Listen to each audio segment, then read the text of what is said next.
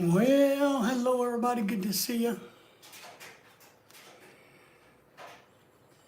Give us a few minutes here to get things going and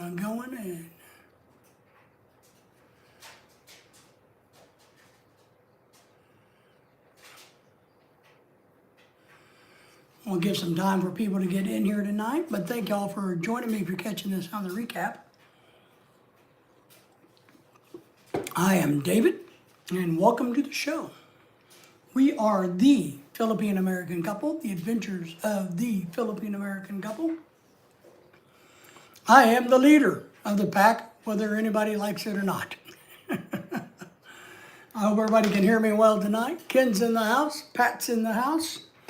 How are everybody doing? Oh, it's been a busy day, as always it seems to be. But we got a kind of a deep subject, and you guys know how much on this channel I talk about anything and everything. No topics scare me on this channel. Pat says he's doing good. Nice, good. Let me close out some windows here. I've been thinking about buying a new waffle maker. So I got a whole bunch of windows open studying waffle makers. I know. Kind of silly, but having a good waffle is very important. Having the right type of waffle is very important to me. So yeah, I had like 4 or 5 browsers or windows open, searching, studying waffle makers. There you go.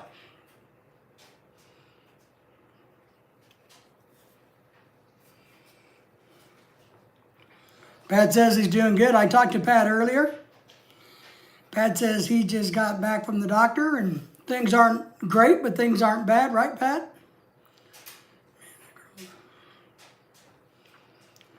You know, as I told Pat on the phone, can always be a lot worse. Every time I go to the doctor, I am in fear of what they're going to want to do, all right?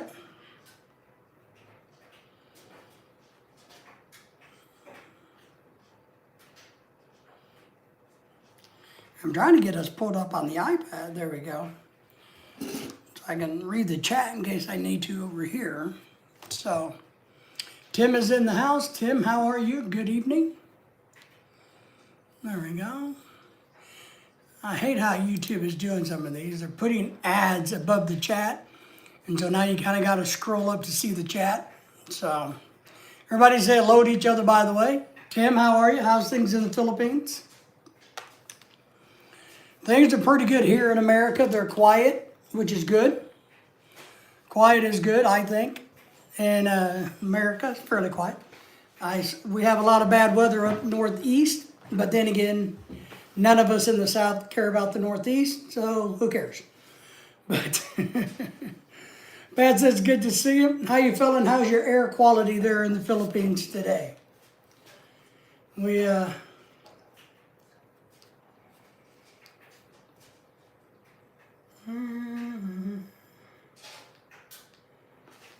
and trying to get over here. There we go.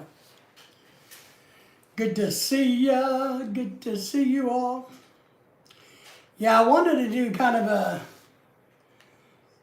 We'll have some fun with it, as you guys know. I'm trying to get things adjusted in my new office. I'm, trying to get things coordinated how I like it. I'm not happy with some of the way I'm doing some things, but I'm getting adjusted. You know, as old people, we get used to doing things one way. We don't really like to change. But I do have a lot more room in here, but now I feel like I have too much room. Kind of crazy. But yes, air quality index is bad today in the Philippines. Yeah, we have up and down weather, you know. It got cold here last night and tonight. It's down at 32 degrees. My battery is not charged on that for some reason. 32 degrees. It's supposed to warm back up this week. We got a bunch of work to do in the garage. We need some more. I need some warmer weather so I don't make myself sick in the garage, working in the garage. So that's one thing I'm working on. But It's supposed to be in the upper 60s by middle, late week. So I'm hoping, because you know we have Lorelai's big birthday party we're trying to get squared away, and the photo booth and everything set up. We did get some decorations put up over the weekend. She's really happy about that, I guess. I don't know. I just go with the flow. I'm not too worried about it. Everybody's saying hello to each other, which is outstanding.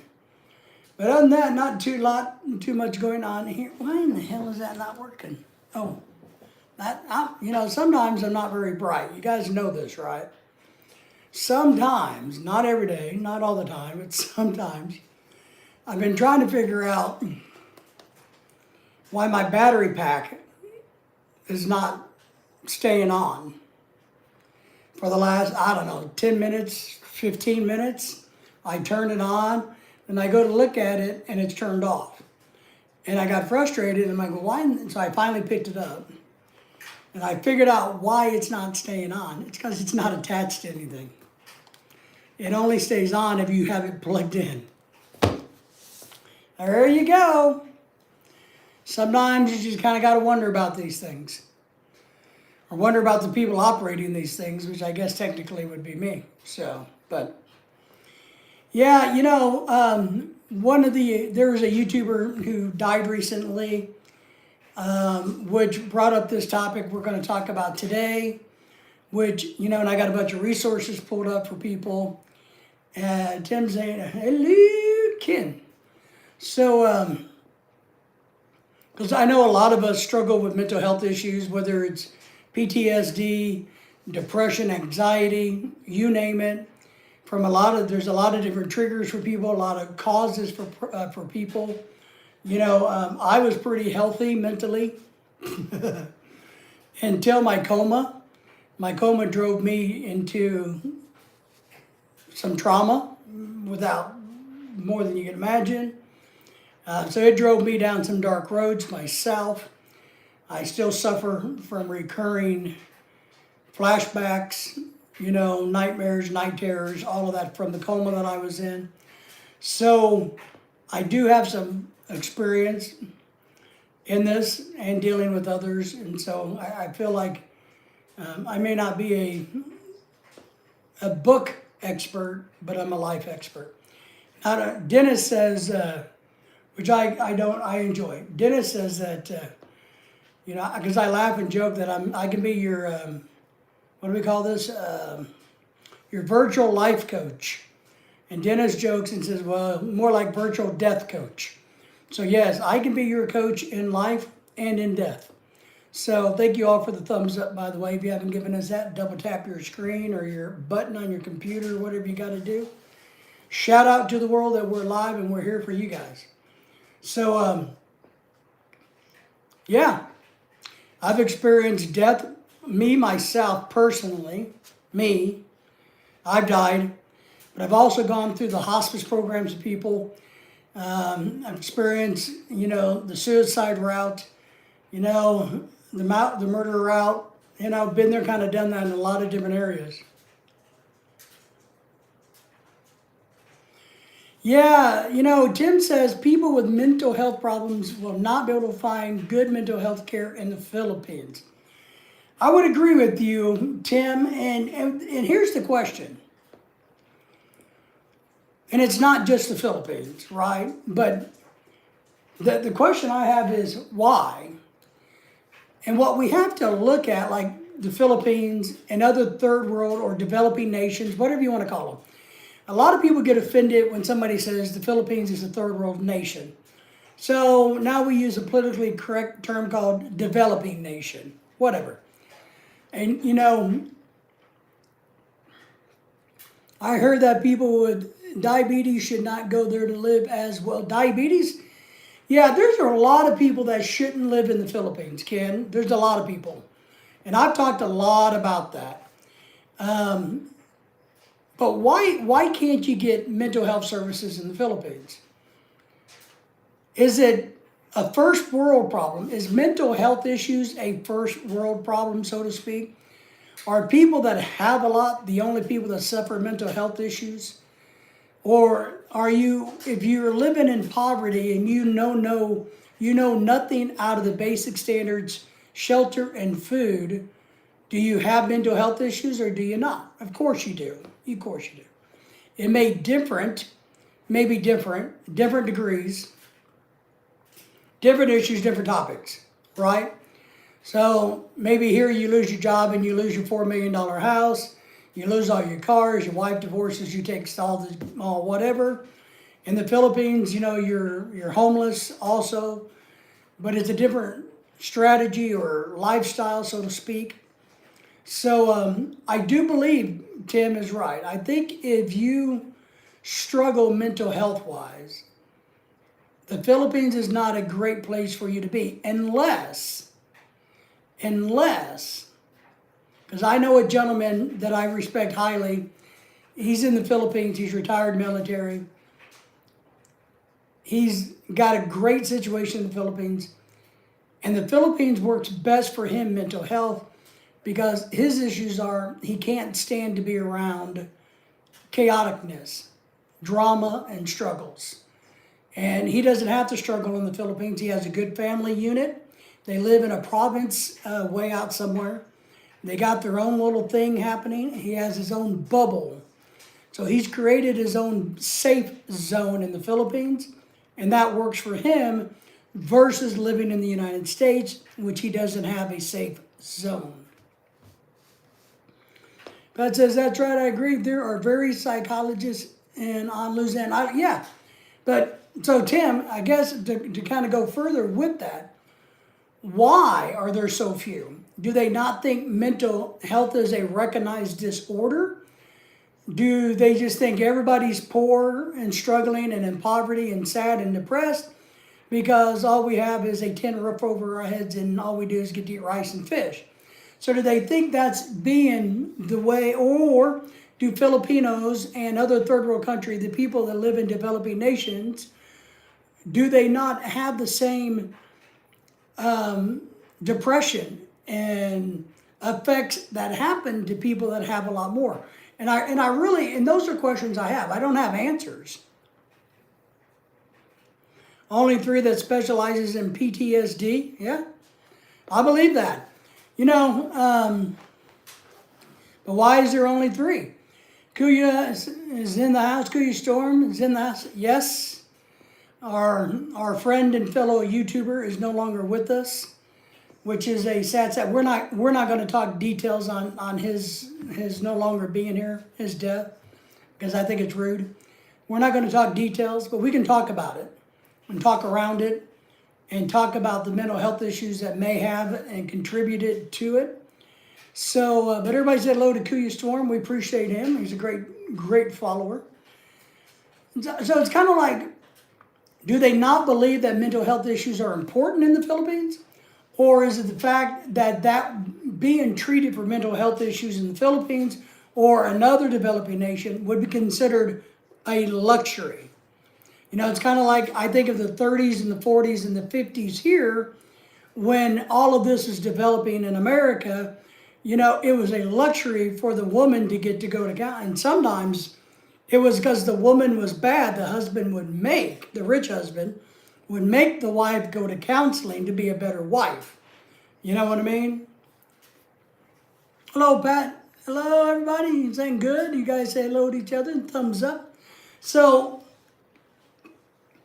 do they just look at it as, look, we got bigger fish to fry than worrying about being happy because we either are happy or we're not happy? Which are we? So, because I got friends, and you guys live there, and I've lived there, and we got friends that I tell you, I couldn't live in their situation, but they seem to be happy people. But you throw an American there, who's used to a better quality of life, a lot of them don't handle that very well, myself included. They don't handle that lifestyle. It's a great reduction in a lifestyle and the challenges that can go with it. So you have to prepare yourself for that. But there's all different types of things that are going on in the social media world. I mean, I got a bunch of notes. I spent hours researching some stuff today. And we're not just talking about, suicide and depression and PTSD, but we're also talking about some other extremes. The trolls, which we all deal with, the people that try to bully you on the internet, because 99% of people that are bullies only do it on the internet because they don't have the balls to do it in person, right? We can all agree to this. We don't get bullied in person. You get bullied on the internet. But remember, as I always say, you can only be bullied if you allow yourself to be bullied. You can always remove yourself from the situation and or do something else about it, work around it. Bashing is very bad. Well, Pat, I would agree, but I've said this and told you guys this. Look, you can only be bashed if you allow yourself to be bashed. Pat, as I mentioned to you earlier today, if you're going to play on the internet, if you're going to be a part of the World Wide Web, if you're going to be a part of social media, you better have damn thick skin. That's why I'm happy the fact that I have very thick skin. People call me names all the time. They try to get digs on me. I don't give a shit. So if you're going to be out here, Jimmy's in the house. Good to see you, my friend. Thank you for the thumbs up. So, Pat, I agree. Bashing is bad, but I can only bash you, Pat. I'm just going to pick on Pat for a second. But, Pat, I can only bash you if you allow me to bash you. If you allow it to affect you. And there's some people that don't have thick skin that the weird thing is there are people out there that like conflict, but they don't have thick skin. So if you're not somebody who can handle conflict, don't start conflict. Avoid it. Jimmy, what have you been up to? Thank you for coming in. We're talking about a major subject tonight, to get everybody kind of caught up. We're just talking about a other YouTuber who passed away. But it made me think of the shootings in Las Vegas, the kid that just got bitch slapped, got knocked out by a UFC fighter because he went up to him talking shit to him. And the fighter is a foot taller and 150 pounds heavier. To this poor little streamer, YouTuber, trying to get clout, and he winds up having to wake up the next day going, what the hell happened? I think that's a form of mental illness. I think if you're chasing YouTube clout, Instagram clout, TikTok clout, I'm chasing money. I'm not chasing clout. And I know maybe you can't have one without the other. I don't know, maybe. But I think people like him has a disorder. I think he has mental health issues also. Tim says, hello to you, Jimmy. I was just watching Starland vocal band video. Did you know one of the singers is? Yes. I think I've heard my wife and others mention that and talk about that. My wife went to a Filipino-American guy. His name was David, I don't know, whatever, David something. So we had a big concert this weekend for the Filipinas, and an American guy who's a star in the Philippines is on tour in the U.S. So his name is David, I don't know, whatever. I don't know. I didn't go. So we have a lot of musicians here. Pomerantz, thank you, Ken. I don't keep up with the guy. I don't know who he was. As I said the other day, I feel bad for these people that are quasi-celebrities. When I meet them, I don't care. I don't know who you are.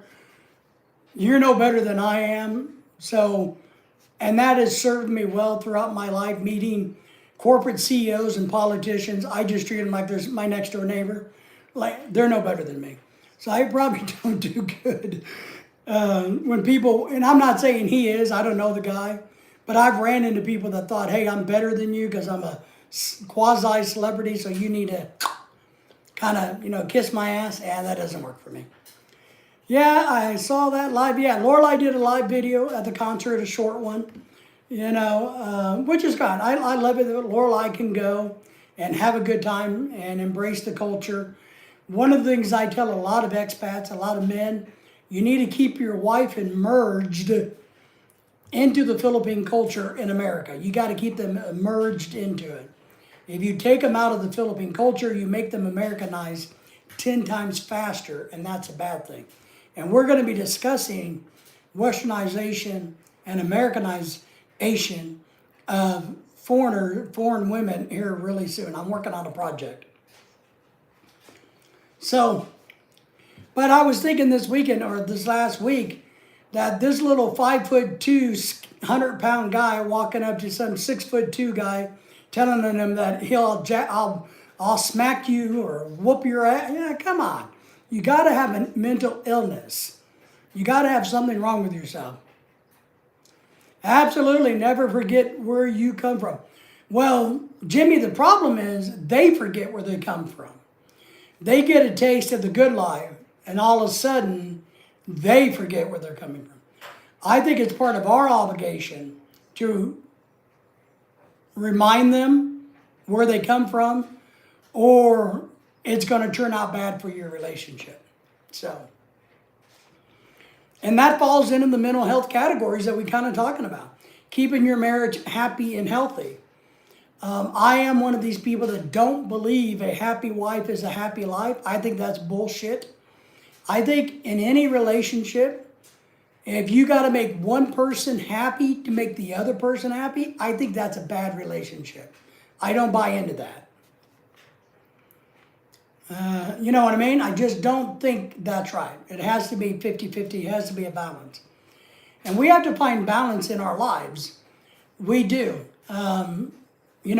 We have to, I was telling kind of Pat about lifting things. Pat has having some chest muscles issues because he kind of overworked it the other day. And I kind of jokingly told Pat that, we all kind of have to learn our limitations in life, right? I do it. I mean, I can't go to Walmart and with a shopping cart and walk around the shop. I can't do it. I get too tired, my heart acts up, my lungs, I can't do it.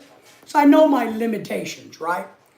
But it's the same thing, and this is one thing I've taught myself. You got to know your limitations, what you can and cannot handle from a psychological standpoint. If you can't handle conflict, don't get into it. If you have too thin of skin when people insult you on the internet or trolls come after you, maybe having a YouTube channel is not for you, or an Instagram account, or whatever, TikTok account, whatever, all the Rumble, whatever it all is. Maybe it's not the right fit for you. Pat says he agrees with me. Nice. I don't think they forget. I think they're just busy immersing in the... Well, but isn't that kind of the same thing? They're so busy enjoying the fruits of the expats, the husband's labor, their new labor, whatever you want to call it, because, out of mind, out of sight. That's kind of where I go with that, Jimmy. Maybe not totally forget what it's like. But then again, I've been on that road where my wife is we've gone back to the Philippines even for vacation, and she's like, oh shit, I don't remember it being like this. I didn't remember we had to do that, or we had to do that. So, but I think it's just like us, I promise you, when somebody buys me a $5 million beach house, I will forget all about this house. Oh, Jimmy, how you, Pat? So, I think you got to ask yourself, and look, and for some reason, even in our own big community here, I hear the drama from men. I have a lot of, you guys don't know this, but behind the scenes, I have a lot of people worldwide, but even locally, message me asking for advice. Because I do a lot of life counseling or death counseling, as Dennis jokes. For people way out of the YouTube scene that's not involved in YouTube. They just are trying to figure out how to make it day to day. I've been doing it all my life. Started as a teacher at the college and just kind of emerged from there. So, but what I want to say is a couple things. And I got a lot of notes. And I got some things pulled up. I got some resources. Maybe I'll drop those links. Oh shit, I lost my shoe. Man. God, you know you're getting old, right? You know you're getting old. And just for everybody's knowledge, apparently Mental Health Awareness Month is in May. I didn't know if you guys knew that or not. But I'm going to share this link for anybody that wants it or would like to share it out with anybody else. So, come on now.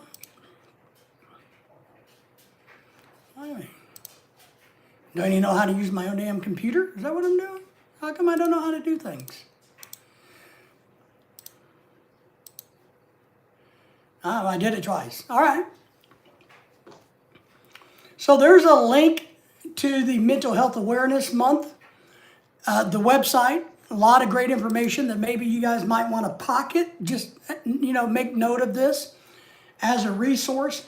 It has everything from alcohol awareness, back to school stresses, children's mental health, homeless mental health.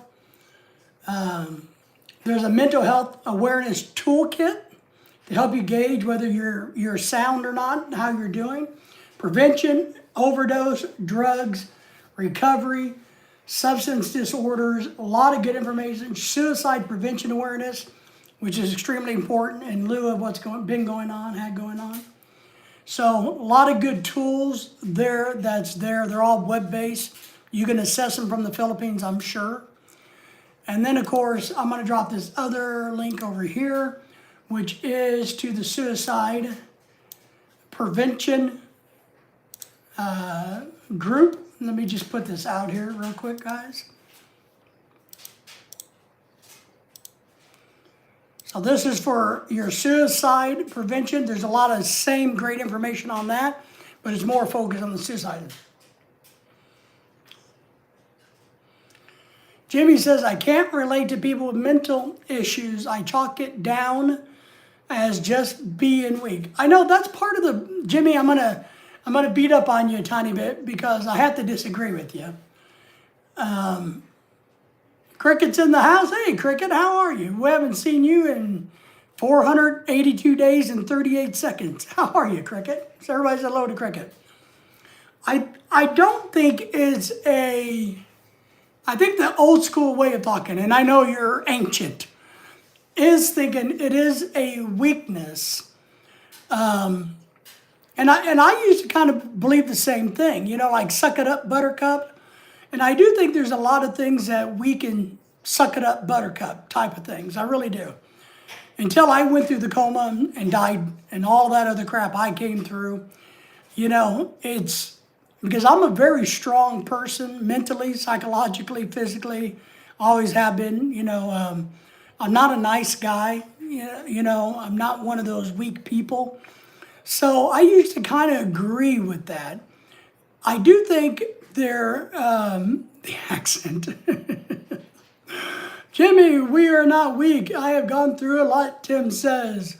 Ken is saying hello to you, Cricket. Cricket, Cricket, Cricket. Cricket's one of our young people, Ken, young people that comes in. So just know that, Ken. Hello, Cricket. So yeah, I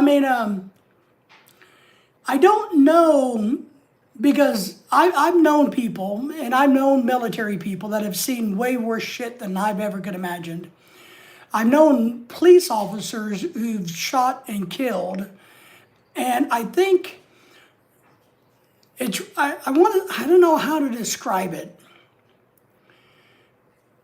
but I don't think it's a sign of weakness when you relive a traumatic thing. I think it's a sign of weakness if you're not willing to acknowledge you're struggling. And I've done this. I'm weak because I didn't like to acknowledge what was happening to me, or that it bothered me. I thought, I look at weakness as not being able to recognize or being man enough to deal with it, I guess. Pat Centerman, hello, Cricket, yes.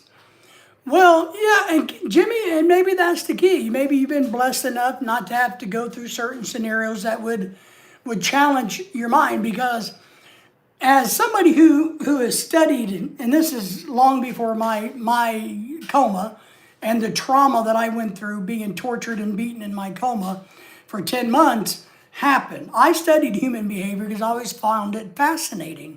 I loved serial killers. I've studied them all my life.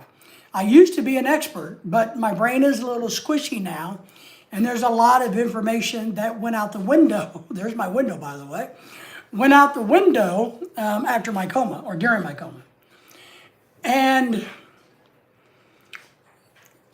so I have to look at that going, the mind, we have no concept of our brain, of our mind. I think there's two different things. You know, we have a brain and we have a mind. I know maybe people don't get that, but I kind of look at it as data and data. We have, I know, but we have a mind and we have a brain. And our mind can be cracked. Our brain can be damaged. I think your mind can be cracked, but your brain can be damaged. And that's kind of how I look at that. I don't wish anybody to have mental health issues. I agree, man. Oh, Lord, okay, Dr. Lecter. Take care, everybody. Time for me to go now. All right, Tim, hang in there. We appreciate you. We don't want you. Watch about your air quality. Be careful of your air quality today, Tim. You know, hope you have a good workout if you're going to make it to the gym today, Tim. So, I don't see mental health issues as a weakness at all. How we deal with them, maybe, because I think it's hard to get help. I think it's one of the most difficult thing for anybody to do about anything is to get help. I really do. It's not easy to admit that we have a problem in life. It's not.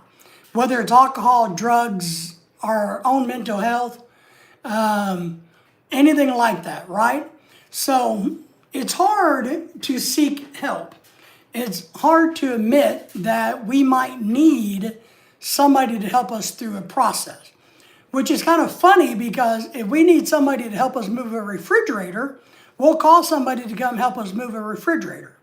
But we're not going to call people when we're struggling from a psychological standpoint. Somebody said that to me once. Where? Oh, Lord, oh, Dr. Lecter. Somebody, oh no, it was my ex. There you go. Your ex thinks that. Jamie's in the house. Just stopping by to say hello. Bruce is really sick and cranky, so I'm going to be in the background trying to get him to sleep. If I miss any hellos, I apologize. NyQuil, baby NyQuil, like 4 gallons of them. See, that's why I wouldn't be a good parent, because I would just keep the kids drugged up on NyQuil. You know, adult NyQuil. I would just keep them dosed up, man. That's why I have no kids. But Jamie, we hope the little ones get feeling better. We do. So, we're going to be talking about mental health issues tonight.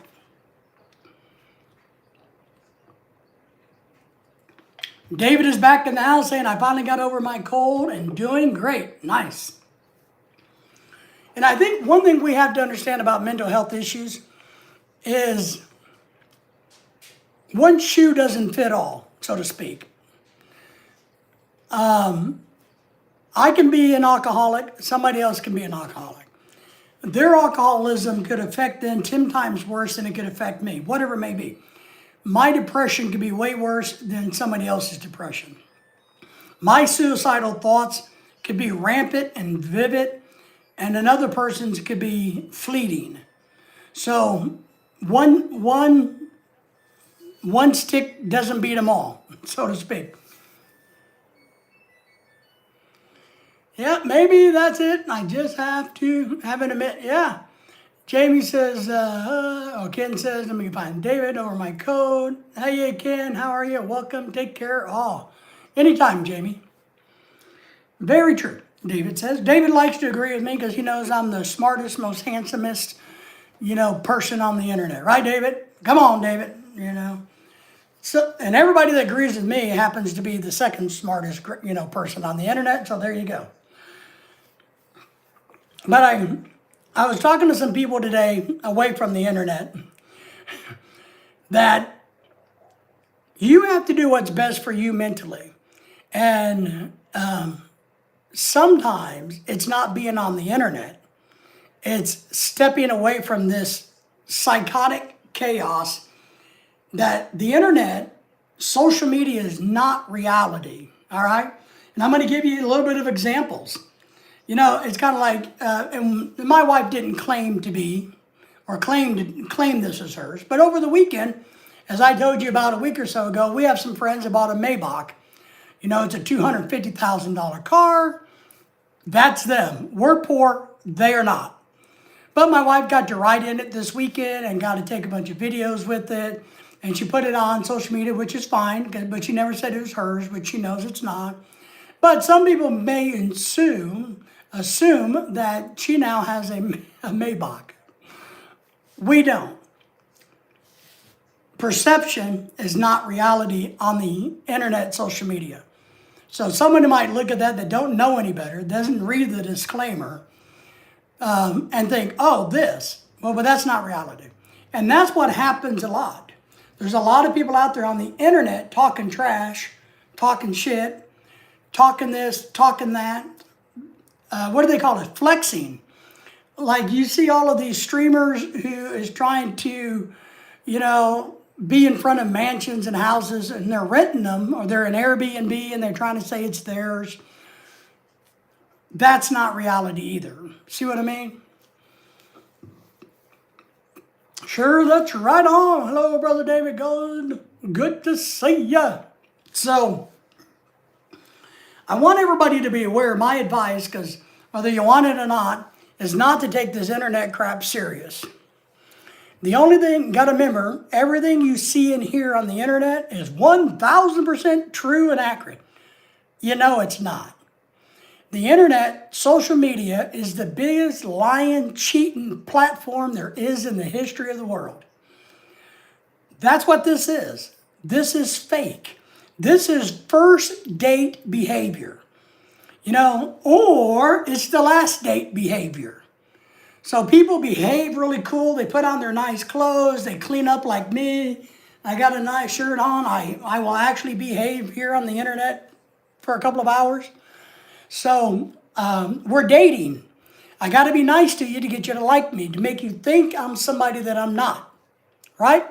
That's what we do. That's what the flexing is. That's what the BS is. Now, the last date scenario is I want to fight with you.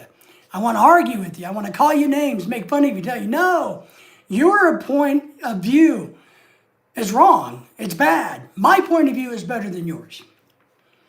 Dennis is in the house, listening from 36,000 feet, going 5. Woohoo! Are you going to Mexico? I hope you're not going to Mexico, because I know you have a condo there in Puerto Verde. I hope you're not going to your condo, Dennis. So, but thank you for listening. See, Dennis is a good follower. He's even in a jet plane flying. What's that song? I'm leaving in a jet plane. See? Yeah, he's a good subscriber. So, but that's what we have to understand. And I think a lot of people are getting wrapped up into this being real. This is not real, folks. It's not. There can be some realness to it. There can be components that are real. Like Dennis and I have talked face to face. Pat and I have talked face to face. Those are real conversations, and many others have, right? But social media in the large is not the truth. It is not reality. It's about candid camera. It's about gotcha moments. It's about what can I do to manipulate whatever so I can get whatever I want out of the situation. Hello, Brother Dennis. Good to see you. Hiya, Pat and all. So, I don't know what his mindset was. I don't. It saddens me that anybody would take their lives, but I've been there. I've been openly clear about this. I can relate to that. When I was dying before they put my first pacemaker in, I felt so bad. I was in such of a bad health state. I was okay. Just leave me alone. Let nature take its course. Happy to do it. After my coma, the trauma, the torment, everything that I went through, like I've said, you guys, if I didn't have the time, my dog named Daisy, who's dead now, ungodly fortunately, my poor little puppy, I would not be here today because she's the only reason I did not make sure I was unalived at that point in time, coming out of that coma, because I could not stop reliving the torturous, the brutal events of that coma. I couldn't do it. And I still struggle. But the dog happened to be in my life at the right time, as we all know how this works, right? You know, it killed me last year because she passed away of a heart disease or heart failure. But been there, done that. I understand this. So, but what I want to say partly is we can't let people get under our skin. We can't do it. You guys have all heard me preach and say, look, don't give people power. And I don't know if that's what happened. I don't know. Don't give them the power. I also feel bad that, like this idiot who just got punched in the face or elbowed in the face by the mixed martial arts guy, was trying so hard for internet clout that he just, one, is trying to start fights with people bigger than him. So there's an issue there, right? And he's going to suffer from that. But now, just in case, in some ways, he may wind up trying to sue the poor guy and collecting money from him. So it's a lose-lose for both parties. It just is. You know, what was the guy's name in Las Vegas? I got it right here. Let me look. The other thing, what leads, because I've been watching a bunch of stuff lately. What was this guy's name?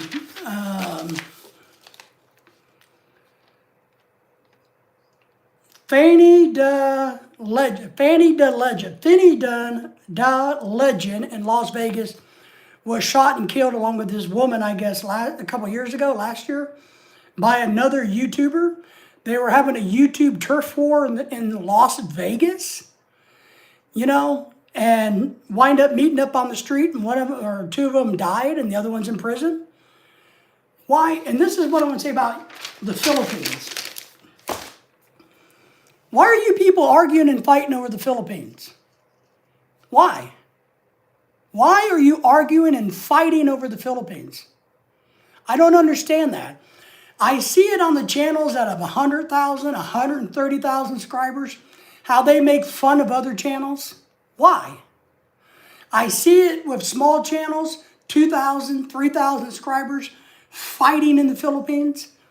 Why in the hell are you fighting about the Philippines? It doesn't make any sense. Why would you fight about America? But you're supposed to be living your dream, right? That's what you all said. We're going to go live the dream and live in the Philippines. But here we are finding people to fight with, to argue with. No, I know more about the Philippines than you do. No, you don't know as much as I do. I'm smarter than you. I've lived here longer.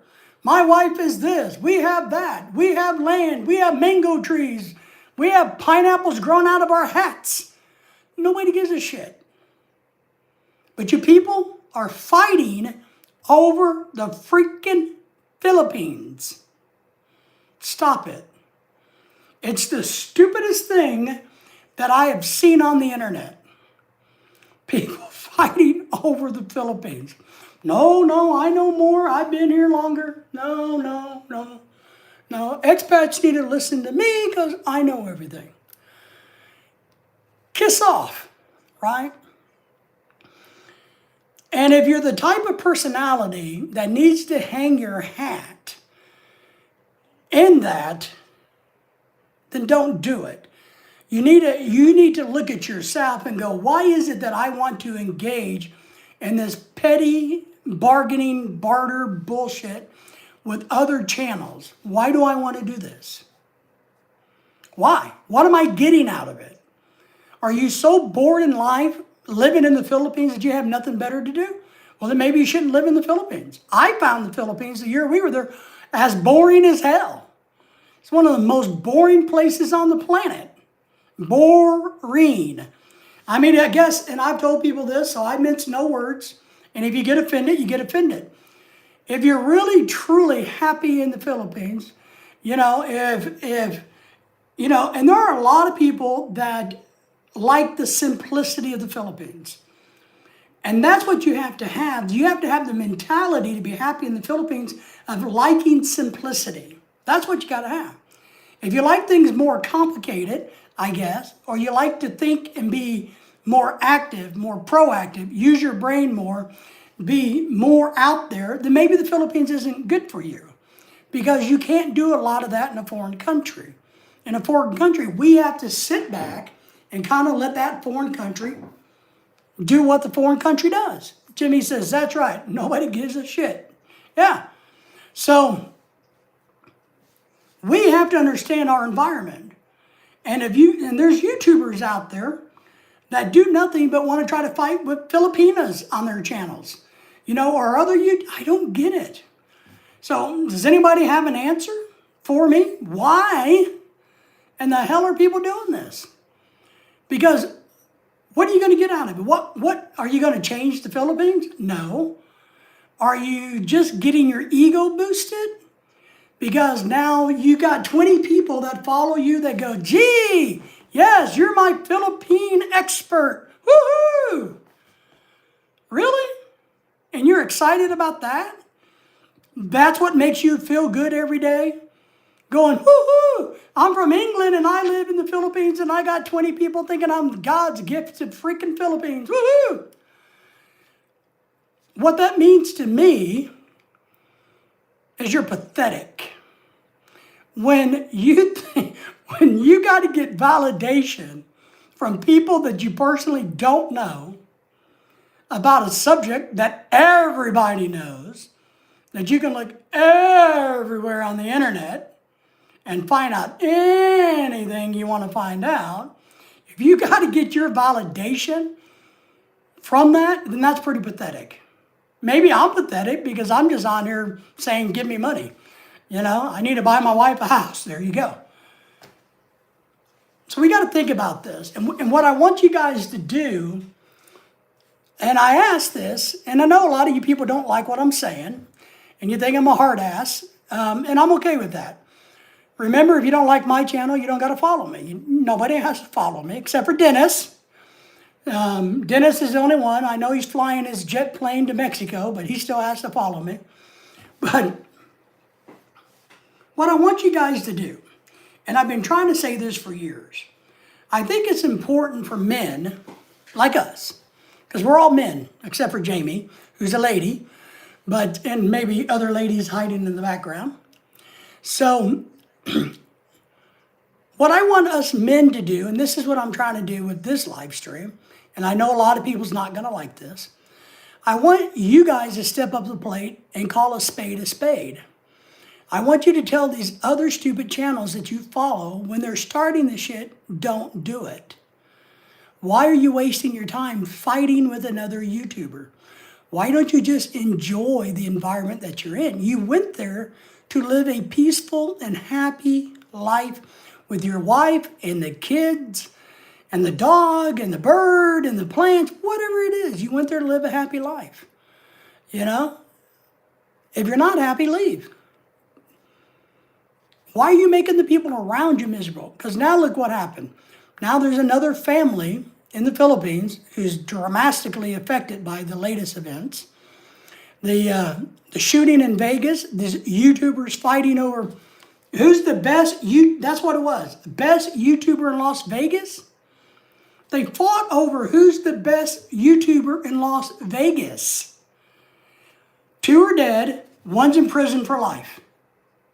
Nobody is the best YouTuber in Vegas, now are they? So Pat, by the way, says, hello, Jamie, good to see you. We know you're in the background taking care of the baby. So we're thinking our friend's baby's coming over this weekend. We're making dinner, and if the weather's nice, they're going to bring their baby. I thought they might like to get out of the house and get some fresh air and eat some food and not kill each other. So we invited, our friends of the new baby to come to the house this weekend for some food. And of course, Lorelai wants to see and hang out with the new the new baby, so she's kind of excited. But, and if you are suffering, and we all suffer, Jimmy, I hate to tell you this, but 99% of the population, at least the modern population, we have burdens on our shoulders. We carry the weight of the world, is how a lot of us go through life. If you have kids, and you have children, and you have wives, or one wife, depending, you know what I mean? If you're Mormon, maybe you have wives if you live in Utah, but if you're normal, you just have one wife unless you're a bad person. But life in the first world can wear you down. It can. And that's why a lot of people seek solitude from somewhere else. But one thing I try to encourage people to understand is geographical relocation doesn't solve your problems necessarily. Ken says, 1 of 4, same. Yes. Jimmy, I hear you. I hear you. And I do think that, now look, on a funny note, because we'll lighten the mood a tiny bit, but if anybody has something to say about this topic, about anything, please, we'll go down any dirt road you want to go. But I do think it's gotten a little funny from one perspective when it comes to mental health issues. I saw a thing earlier today in my snooping where, I don't know if you saw the video of some dude wearing a diaper and sucking on a pacifier dressed like a baby, a girl baby, wanting to go into the girls' bathroom, I guess. And they were going to allow him to do it because, it's how he identifies, right? 10 years ago, he would have been arrested as a pervert, right? But now it's some kind of psychological issue that we have to make adjustments for. That it's like, I wouldn't be surprised if it doesn't become part of the American with Disabilities Act. Galactic's in the house. Social media has warped everyone's expectations of reality. Amen. Absolutely. Social media is not reality, and reality is not social media. 1,000%. Joe's in the house. Joe, good evening. How are you today? Got any thoughts on anything going on, Joe? We're happy to hear it and talk about it. So, it wouldn't surprise me. I mean, it's shocking to me that these things that used to be unacceptable are now becoming a mental health issues. And I personally don't know how to process that as an old guy going, look, just because you can't figure out to pee standing up or to pee sitting down, I think it's a mental health issue. A boy is a boy, a girl is a girl. If you think differently, but, I think there's, but I also think maybe it's a psychological phenomenon like group delusional. In 30 years, 25 years, they're all going to wake up and go, holy crap, I cut my penis off for nothing.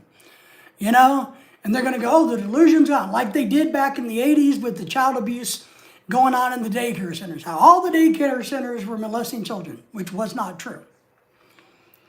So, Joe said hello to everybody. It's a place where everyone shows their highlights. That's right. First date. I said that earlier. First date. So to everyone else, looks like they have a perfect life, therefore making the viewers feel worse about their own life, in my opinion. I think I agree with that. It's kind of like the first date syndrome. What do you do? And I did it today just for you guys as a point of reference or to make my point. I took a bath. Hey, I don't stink. We could go on a first date. So I think we put our best foot,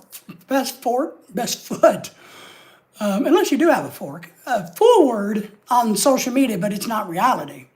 And I will say that I've worked hard to be as real as I can on social media because I was out in the public so much anyway. I mean, I'm a fat, old, stupid, mean guy, and that's just the way it is. And So, Pat says, hello to you, Joe. Good to see you.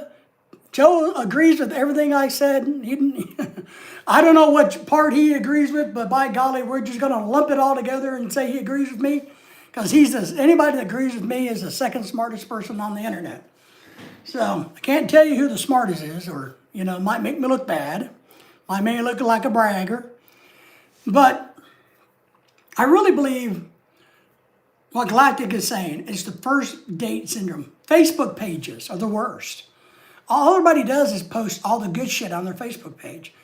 I saw a picture that scared the shit out of me the other day, and I've laughed, and I call her the makeup girl. A Filipino that wears a lot of makeup. And apparently, she was brave enough to send somebody in the little group a picture of her without her makeup. Holy shit and butt farts. I told my wife to message her and tell her to get her makeup back on. It's not reality. My wife sitting in a $250,000 car this weekend is not our reality.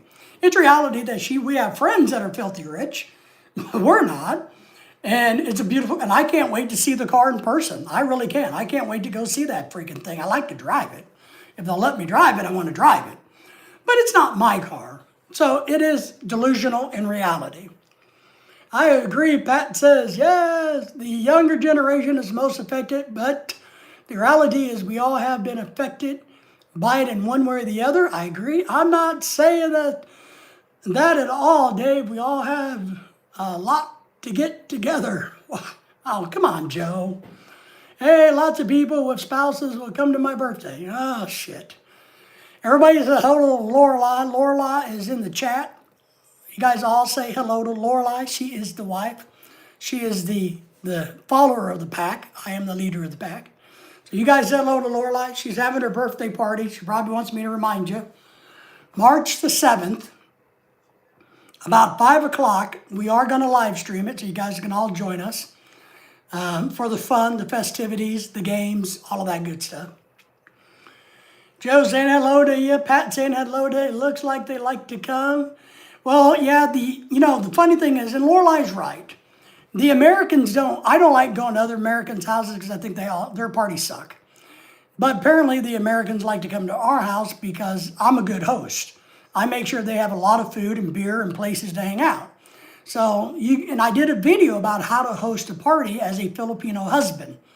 And you guys, everybody in the world needs to watch it because I'm right. So we do have a video out there teaching men how to be hosts to make those Filipino parties tolerable for the other men that are suffering having to go to these parties. So most people suffer when they go to a Filipino party with their wives. I do. It's like, I'd rather get poked in the eye with a sharp stick. But I work hard to make sure when they come here, that's not the case. Happy birthday. Yes, she's having a birthday. She turns 21 again. Ooh, Lorelai, that's right. She's the siren of the sea. Shirley's hubby wow. He never comes to anything. That's interesting. She's a good cook, by the way. What's the 250? Oh, it's a Mercedes Maybach.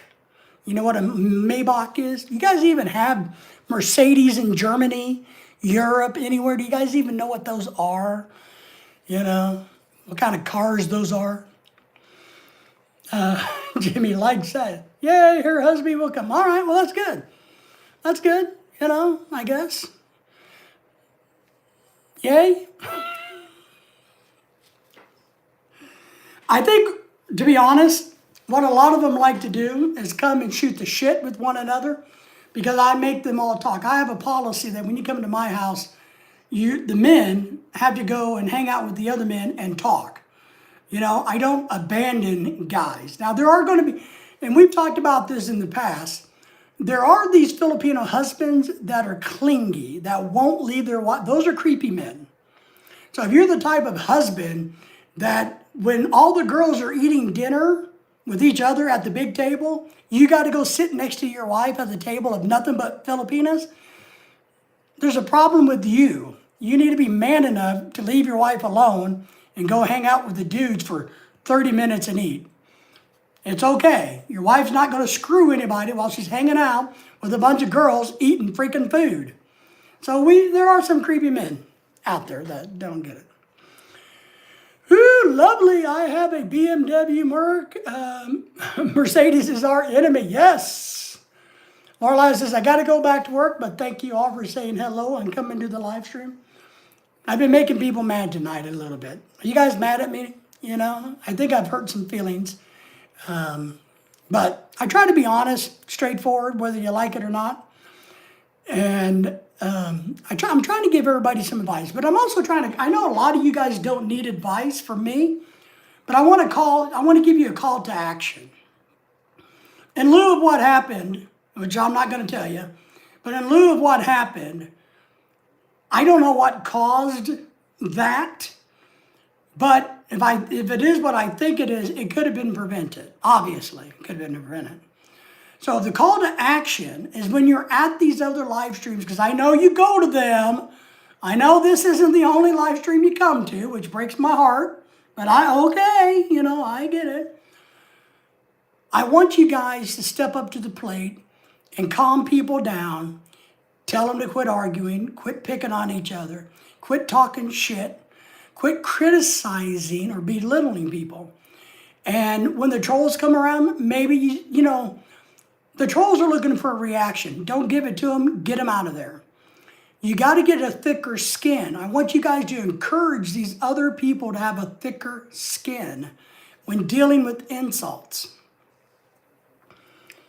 Ken says, Mad, this is good. Oh, you like it? Okay, Jimmy says, I drove a 250 Toyota. I think you mean you drove a Toyota that's 250,000 miles? Is that what you mean, Jimmy? Or you drove a $250,000 Toyota? I didn't know they had a Toyota that expensive. Man, yes, Patty says, right on. They all have four wheels. They're all the same. Hey, I agree, man. It's like a watch. The famous thing is, rich people don't wear fancy watches. They just wear old cheap Timex.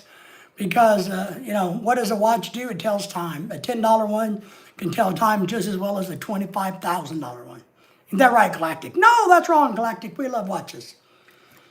If I get mad, I'll just disappear. See? And that's the thing. And this is what I don't know why people don't do that more. I go to channels. If I don't like their garbage, I just leave. I don't criticize them for doing what they're doing. I remember, and I'm going to tell you, I thought it blew my mind. And maybe I'm naive, but I'm going to tell you a story about me. When we first got onto YouTube, we did. We first got on YouTube many thousands of years ago.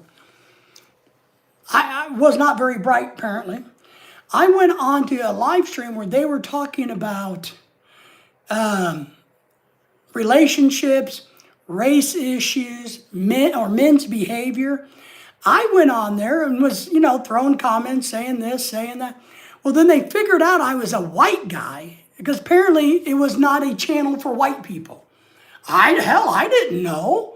And they got mad at me and kicked me off the channel because I was a white guy commenting on things. And apparently it wasn't for a white guy. It wasn't. I don't know whatever happened to the channel, but I didn't know. So even if you're that person who owns the channel, you're running the channel, and if you get people you don't want there, just kick them off. I didn't get offended. I'm just like, oh, well, that's weird. I was just answering questions, about male behavior, but that didn't work too well. So, Pat says, I'll be right back. I got to go pee. Bruce Almighty, great name. Yes, baby, it's Bruce. Miss Avocado, woo, I just got Bruce to sleep. Hopefully he'll stay asleep for a while. Yes. Closes nickname Bruce the Moose. Ooh, Bruce the Moose. Bruce the Moose. He's 13 months old, 26 pounds. Yeah, it's all right. Buddy and super muscular. Get him lifting weights. I mean, there's nothing wrong, nothing that says you can't give him a Coke can like this and have him do this all day long. Give him protein powder. I had a kitten I got one time that I fed it protein milk, like Boost, high protein. That cat got to be over 20 pounds and a badass. Just saying. Yeah, well, I've been kicked out of a lot of channels.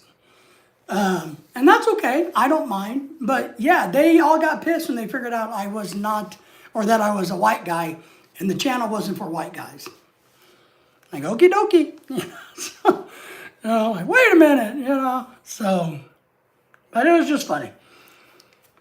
But I think what we have to do is a better job of interfering to, and we try, look, and you guys all know a few months ago, everybody, including a lot of people we know, was going asshole crazy about some channel called KK, if I remember right. I don't know.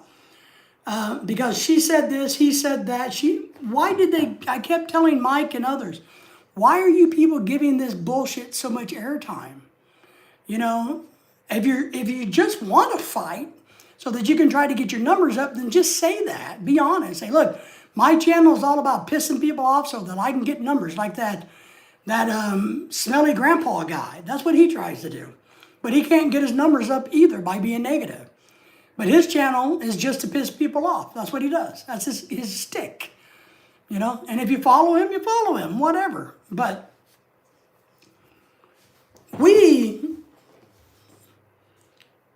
and I mean we, as in all of us, have to do a better job if we want society to be different. If we want things to be different, one, we have to lead by example, right? And that's what I try to do on my channel. When I go on live streams, I show my face, I say what I say, I do what I say. If I say I'm going to do something, I do it. If I talk shit, I try to back it up. I try hard to be authentic. Is my stick, is being authentic. I don't lie that I would love to have Elon Musk give me $5 million or $10 million or $100 million. Take it in a heartbeat and never see you guys again. If you gave me $100 million, I hate to say it, but you might not see me for a while. So I'm a very honest and direct person. But there's ways to get our messages across. One is not feed into the drama. That's because here's what I wonder, and I'm going to try to give a scenario without giving too much detail about something else. Let's say you have two channels. Let's say Dennis isn't here, so let me pick on Dennis. Is flying in a plane to Mexico to hang out with his women folk. So let me pick on Dennis. And let's pretend Dennis had an active YouTube channel.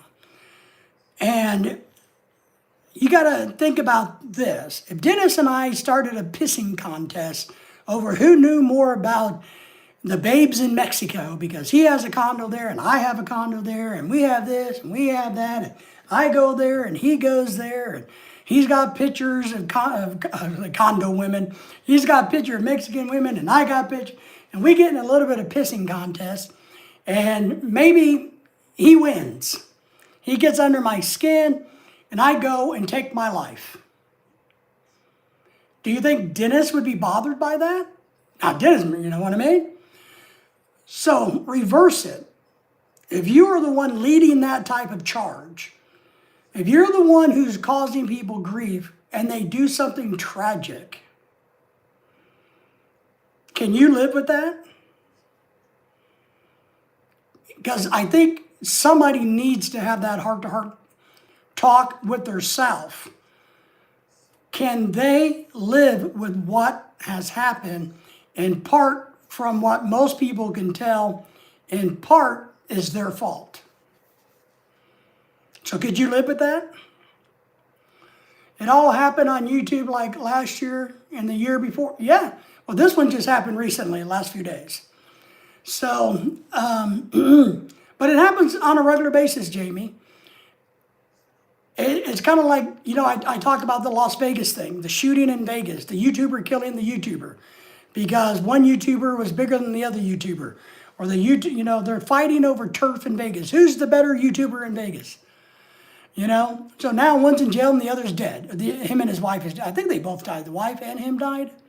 I know they both got shot. I know he's dead, the YouTuber. And then the other guy's in jail. Can you live with that? Was it worth it? So my point is it really worth me driving Dennis down into a dirty, nasty ditch? Getting him to question himself, getting him to think about his being, his existence, hammering him, berating him, going after him, beating him down to a pulp on social media where it doesn't really matter because all this is bullshit, for him to get depressed and do something bad. It's kind of like, you know, Ken says, it is sad, very sad. Again, very sad. I stayed out of it personally. Yeah. Well, I stay out of it, but I tell people to stop. You know, what I do, and when the shit with KK or whatever that girl's, I don't know. I don't care. I don't really give a shit. When they were all pissing around with each other a few months ago, I kept telling them, why are you giving this any airtime? Why? Why? You know, I mean, you're just making yourself miserable. And you're making yourself look like an ass. Here's what I'm going to tell you. If I drove Dennis down the ditch, and I know Dennis isn't going to mind me picking on him, but if Dennis and I got into it and I drove him down the ditch and wore him down, who do you think looks like the bigger asshole? Dennis or me? Me, right? And we all know this. Now, you may hide, or they may hide behind their YouTube channel name, and maybe they don't show their face a lot, or whatever it is. They may try to do something like trolls. But here's one thing I really want you guys to understand, and I really want you to understand this. If a person can't look you in the eye, face to face,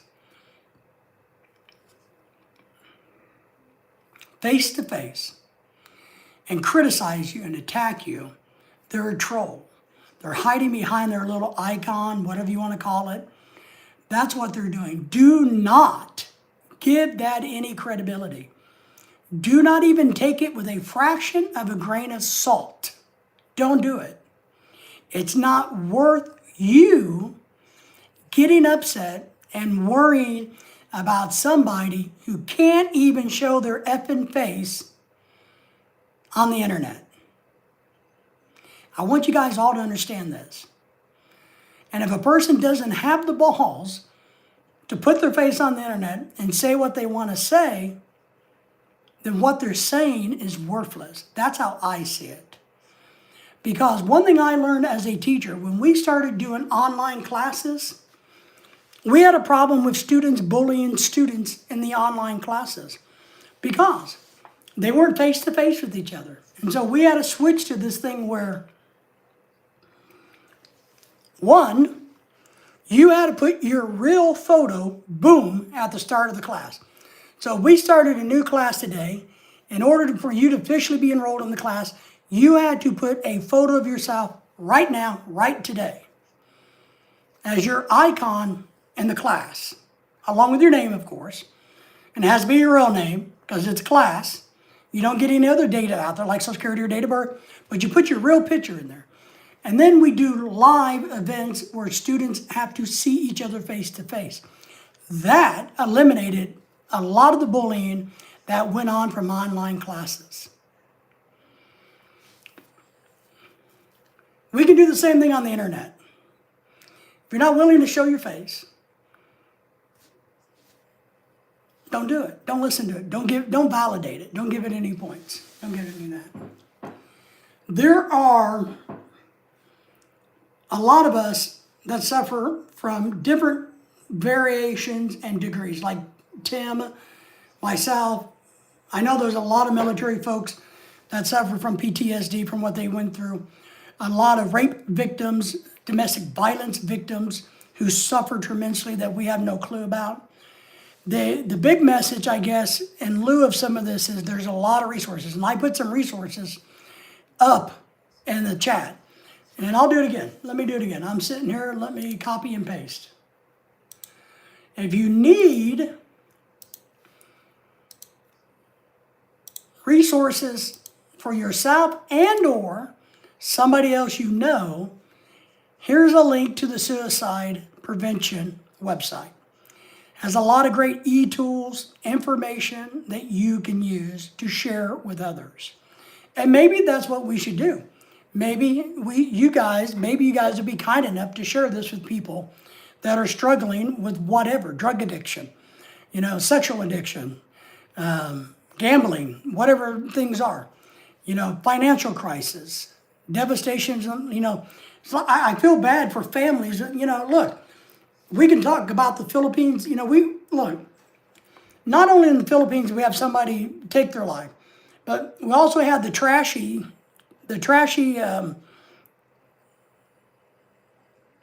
guy that got kicked out of the Philippines.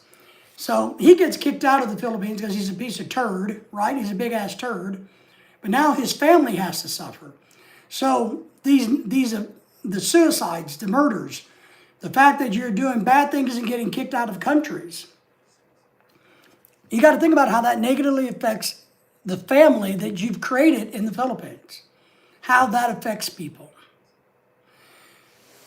And as Tim was mentioning earlier, in the Philippines, psychological help, counseling is very hard to find. I don't know, maybe they have it with the military folks, and like Tim said, he thought there's 3 on the island of Luzon, so maybe related to the military community. So, but do you think these families suffer? Sure, they suffer. They may be thinking overwhelmingly, what do I do now? My husband just committed suicide, or my husband just got deported, or somebody like the Italian guy that was living in the Philippines with his family, been there forever. And some men came in the middle of the night, broke into their house, robbed him, shot and killed him, but left his family alive.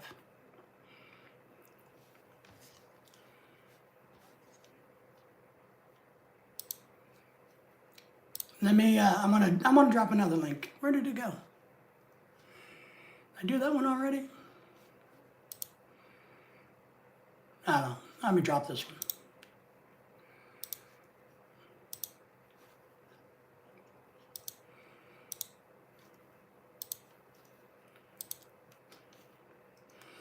So there's, that's probably the same one. Here is a really good website for mental health issues. It has a lot of great components, a lot of different sections that are easy to use. I went through a bunch of them today to check them out. I was pretty impressed. That's why I'm dropping the link to these. You guys can share these links with anybody you need to in the Philippines or anywhere else. So I know that's a lot of harping. I was diagnosed with something they called childhood PTSD, chronic anxiety and depression. I am not on meds anymore, but I have a mental plan and I follow that, and had me do that for 90 days. And I will, okay, good. Yeah, DVSAS is a mental health organization where you're at, if I remember right. Had you do it for 90 days and I follow it. Yeah, you got to figure out your coping mechanisms. As I was talking to Pat earlier, we all got to know our limitations. I have a real problem with certain days, crowds. I don't like chaos. I have a real problem with, and I'll just tell you, we like to take our dog Lily with us in the car. We do. So, like the other night, after Lorelai, I had to go pick her up late at night. So Lily likes to go for the car ride, so I take her with us to go pick Lorelai up. Well, we stopped by Wendy's. And between Lily barking, Lorelai talking about how excited she was about the thing she just got done doing, and me trying to order, me trying to listen to the speaker, me trying to listen to the people in the window, I had an issue, a major issue. I can't handle things like that. I don't want people talking into both ears at one time. I don't like the chaos, sharp noises. Don't like it. Don't want it, don't like it.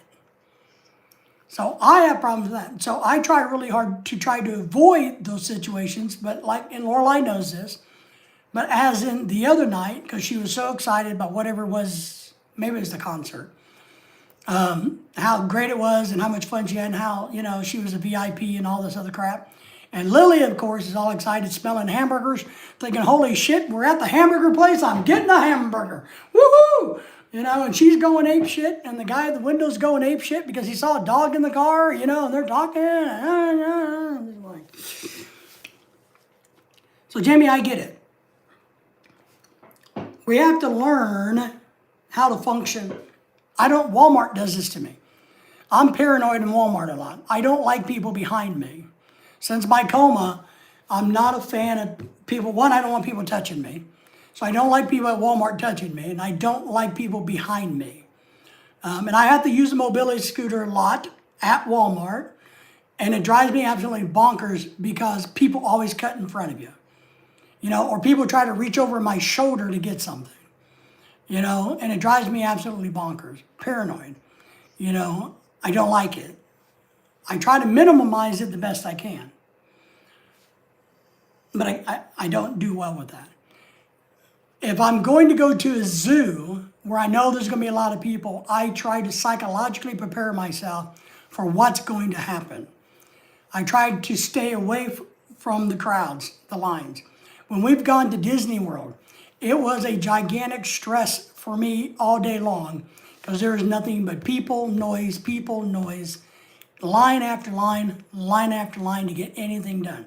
Everybody was in a damn hurry. And I don't like that. I can be in a damn hurry. I can be in a hurry all I like. But I don't like people rushing me or trying. I don't like it. Jamie says, I don't allow our landlord or workers coming in the house without Charlie being. I would agree with that. Well, Jamie, look.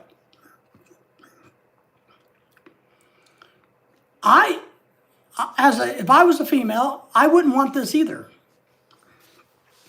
Not only with other stuff that you have going on, but I wouldn't feel comfortable with if Lorelai was home alone, with workers coming in, or if we had a landlord coming into the house. It wouldn't make me happy to think they were trying to do that.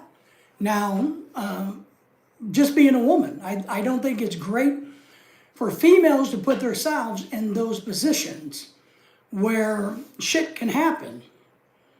So I don't blame you. Besides the chaos, the unknowing, the uncertainty. So I'm okay with that. It's kind of like I was telling, Mike earlier, and I know he probably didn't get it because, Mike's always a little tipsy. But I was trying to, because he's always wondering, when I go to Mike MJ's live stream, Mike and Venus's live streams, he's always wondering if it's me in the chat or Lorelai in the chat.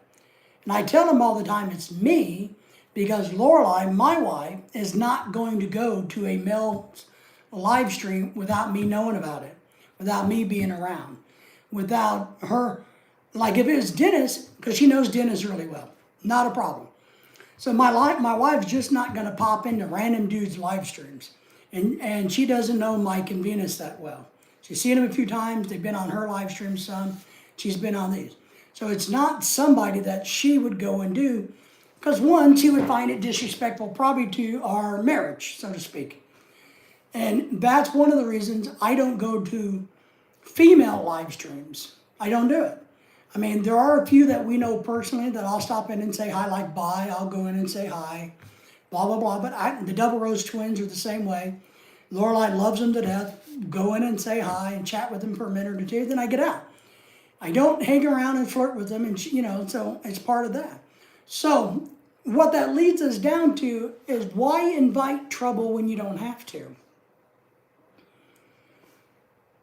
So by not letting people into your house is the same thing as not letting them into our internet world.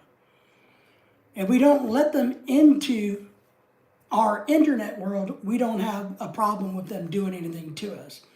And that's where I preach all day long. To be a YouTuber, to get on the internet, to put yourself out there, you better have really, really thick skin. If you don't have thick skin, then I don't recommend this for you. It's not a good place to be, because people will challenge you, will disagree with you, will argue with you just for the sake of doing those. They will call you names. They will troll you. They will email you bad shit. They will do any and everything they can just for shits and giggles to get under somebody's skin.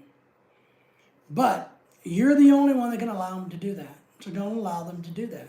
And by keeping them out of your house, you're preventing them from doing that. Same thing. Jamie says, exactly, I go to live streams and chat below, but I don't do private panels unless females I know. Yeah, exactly. Yeah, my wife wouldn't go to a big panel of a bunch of men.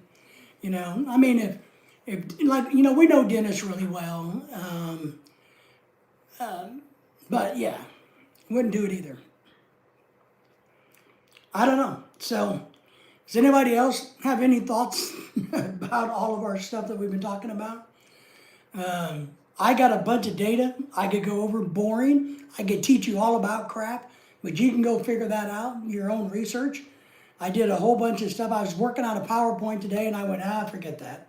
I'm not going to give you guys a PowerPoint presentation on the wall about suicide prevention and mental health issues. I thought that was maybe a little overkill. Well, maybe you guys think I'm a little nutsy if I want to do that. So we didn't, I stopped that process, but I can whip up PowerPoints like nobody's business. So, but my goal today is just to acknowledge the passing of people, the trauma that we all go through, all of us, to provide them, all of them, like on my channel, everybody's welcomed here. I consider, and I'm not going to let anybody be bullied. Now, I may miss something in the chat, unintentionally, but my goal is never to let anybody be bullied on my channel. Never. You can have an opinion, but you're going to respect everybody else's opinion. That's how we grow, we learn, and we do. Is by that. And it's like tonight's topic is tough, talking about suicide, mental health, bullying, violence against one another, the trolls. This live stream probably will not be monetized because of the subject matter. That's okay. It's an important enough subject matter. Violence in the home is another big issue. And this is kind of where I go, and I know I'm probably, preaching too much, but if we model this behavior on social media, if we stand up for strangers on social media, then don't you think we would stand up for strangers in our neighborhood, strangers at our stores, the people that we live with, the people that are friends in our friend circle in real life? So I want to model that behavior. I want to encourage you guys to model this behavior. Out here on the internet, do what you can do to be real, to prevent people from bullying, attacking, and doing bad things to others. If you get into this habit of going, I'm not going to be okay with this, then you'll get into that habit in the real world. And that's what's important. Violence in the home, violence can be mentally and emotionally. Yes. Yeah, you can have emotional trauma and violence. I mean, physical. A lot of times, Jamie, I grew up in a household that wasn't the most friendly. And a lot of times the psychological is worse than the physical. Bones can heal, bruises can mend, or bones can mend, bruises can heal, whatever. Your body can heal a lot of the times. But your human psyche, your mind, because remember I told you guys earlier, I believe the brain is two different things. You have a brain and you have a mind. The mind is what can be broken. The brain can be damaged. The mind can be broken. And I think when you break somebody, you're breaking their mind. And that's the worst thing you can do. It's kind of like, when a dog or a cat has been so abused that their tail is tucked. They're always on guard. That's why humans are too. And we see that on the internet. We get people so defensive on the internet right off the bat. Just take a chill. You got to realize we're having an adult conversation. Nobody's attacking anybody. But even on the internet, you get that a lot. You get a lot of people flying off the hand going, oh my God, you're attacking me. No, nobody's attacking you. I hope they're not. Hope they're not making it personal. But there are times that people have to say things that may offend and hurt other people's perception. But it's not an individual attack on them on the internet. Sometimes it's targeted and sometimes it's not. I say a lot of things that offends people, but I'm not offending one person. I'm offending everybody. I'm offending everybody who can be offended by what I said. Because if I said something and you're offended by it, then I must have hit home with you. If I say you're a coward, which I've done, for hitting a woman, and that offends you and upsets you, well, then you must be a coward who would hit a woman. See what I mean? That's where I'm at with that. But I do think the psychological damage that we do to one another or people do to us is far worse than any physical damage. You know, my coma was obviously, there may have been, I mean, I was dying in my coma. I died, whatever. So my body had a lot of physical things wrong with me in the coma. But I don't have any lingering effects from the physical elements, the shock, everything that happened to me in the coma physically. I don't really have any visual, effects of that. What I have is trauma from the damn coma, the psychological side of it, being tortured and beaten for 10 months. So I have that, but my body is my body sucks, but it's healed up. And that's what I mean with the internet. We all need to start doing a better job. We all need to be more careful about what we're saying and who we're saying it to. Not everybody can take a joke. Not everybody can take somebody saying something to them. I do my best to try to be sensitive on this channel. It's kind of like earlier, Tim was talking about PTSD, and Jimmy John was saying, no, I don't believe in mental health issues. I think he changed his mind as we talked, but I think that probably offended Tim some. So I try to soften those blows and say, we can talk about this, but I know it's hard for some people to go, I know what happens, Jamie. I know Jamie. Jamie knows what happened to her. You can't tell her that she's wrong about what happened to her. You can't tell her, no, you're blowing it out of proportion. No. You need to just get it over, Buttercup. Sorry. You need to suck it up, Buttercup.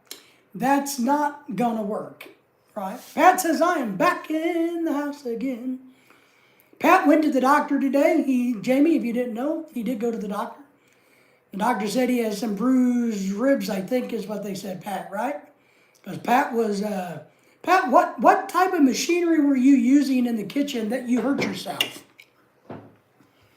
You never told me what, Pat was apparently using some kind of equipment in the kitchen, and he injured himself. I don't know what he was doing.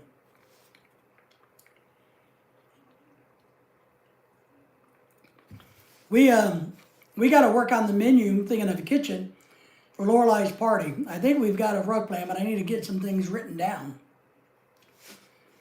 Pat, Jamie's asking if you are okie dokie. I told, and hopefully Pat will answer you, Jamie, but I told Pat when he said they found out something, it's like his rib bones, or his rib cage. Pat says, here we go. It had a handle. It flipped up in the chest. So it kind of boom. And ribs and sternum in my chest. All right. So something popped and got you in this part of the body. Yeah, it is, Pat. It is awful for Pat because, Pat's a good guy, and Pat probably doesn't weigh a buck 20, maybe a buck 40. So, Pat needs to be careful in the kitchen. Hurts like hell. Keep you in your thoughts, Pat. But I 129. See, I said a buck 20, buck 40. I was right in the middle there. So I wish I weighed a buck 40. I think one of my legs weigh a buck 40. But I told Pat, Jamie, and everybody, the really good thing is he didn't have a lung infection. I told him, I said, I know your ribs hurt, but it's really good the doctor didn't find any lung infections because that's really bad. Thank you, Jamie. Hey, you're very, very, very welcome.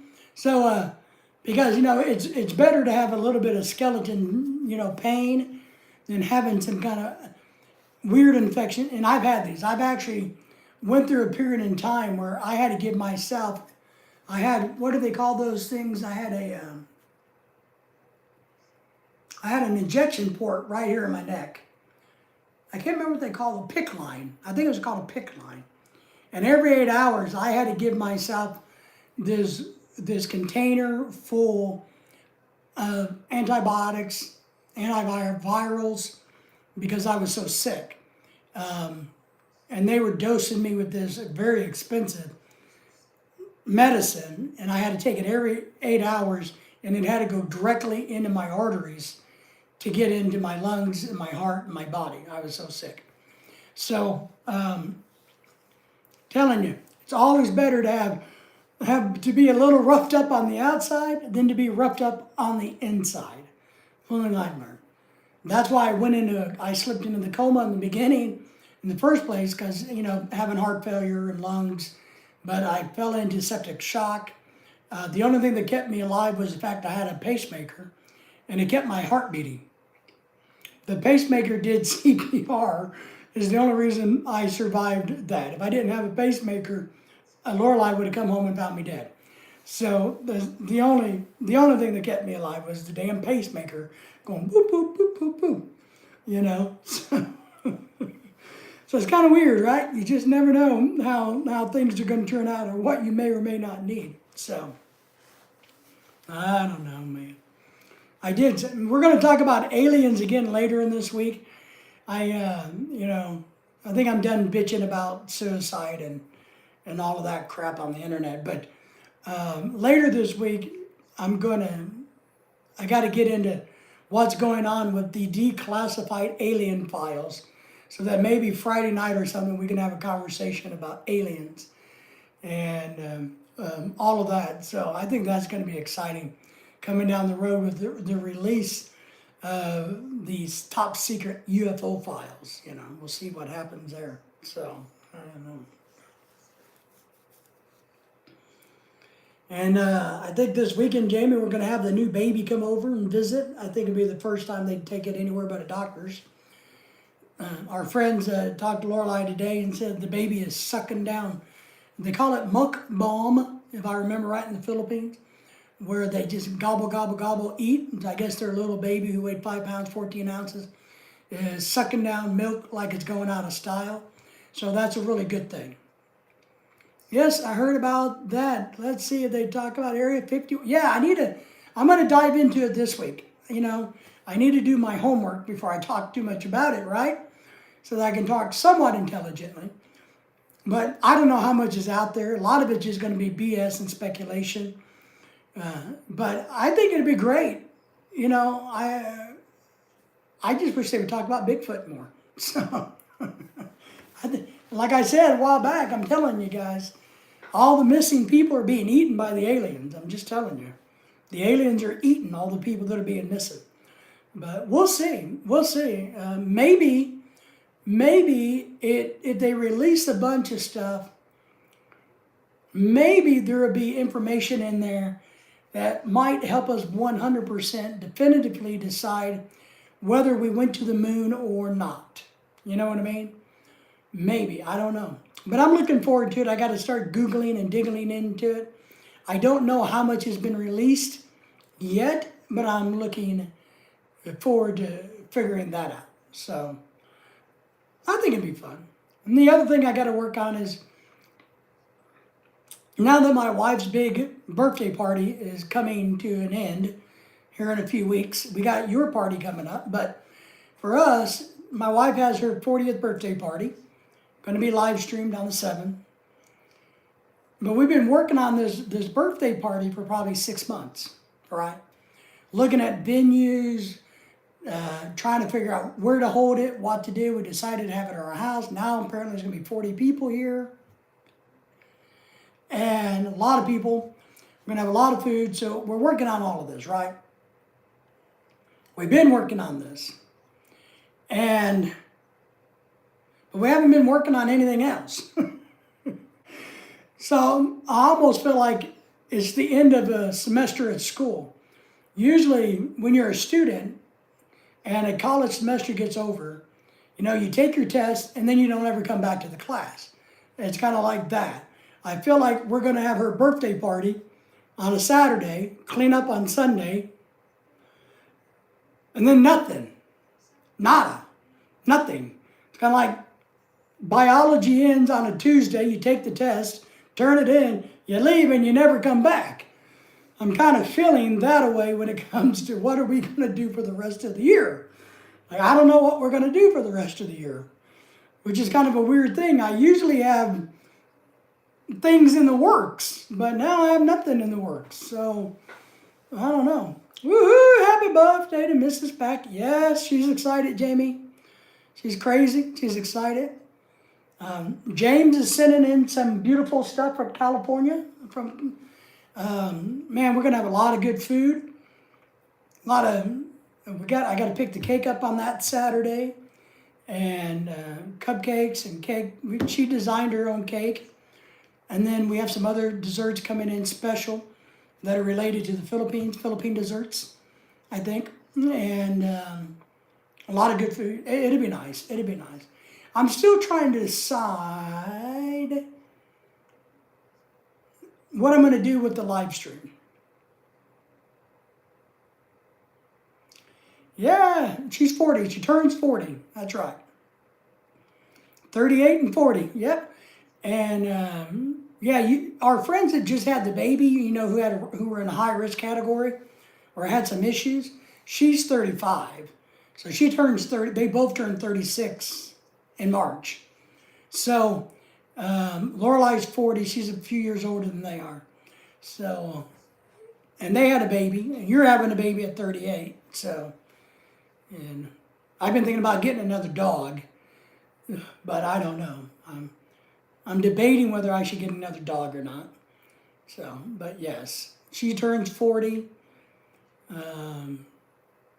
What we're going to do after this, I don't know. I have no clue what we're going to be doing after this. What do we do? The party's over. Now what? The hell am I going to do? Maybe we can plan a cruise if we can save up the money. I don't know what we're going to do. But if I buy another dog somehow, then who's going to take care of my little baby puppy when I go on a cruise, I can't have the people that just had a baby take care of my baby puppy. Now granted it'd be 6-8 months old, but you know what I mean. I don't know what to do after her birthday. Anybody got any suggestions about what we should do after the birthday party? That's the key. What are we going to do? I'm making a bunch of food. I got to make American food. So the good thing is I'm making sliders. Apparently what we found is a lot of the American people like to have I make a little ham and cheese slider, toasted slider. So they just go apeshit over those. So I'm going to make 2 or 3 times as many. And we'll make some American/Filipino biscotti. Make a big batch of that because we have some people coming, Jamie, and everybody in the background. Thank you all for the thumbs up. Who are big eaters, and I mean big eaters. So we got to prepare. I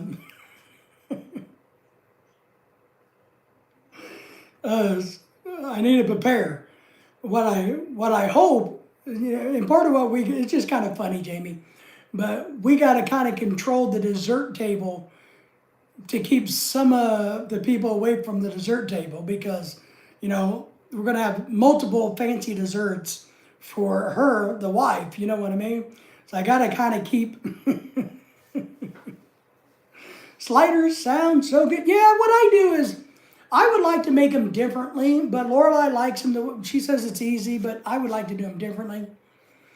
Yeah, you got to put a fence around that table, right? And we do. We have a separate table that sits in front of the fireplace that'll be decorated. That will have the cakes and things, It's like, all right, everybody, keep your grubby little fingers off of the pretty stuff.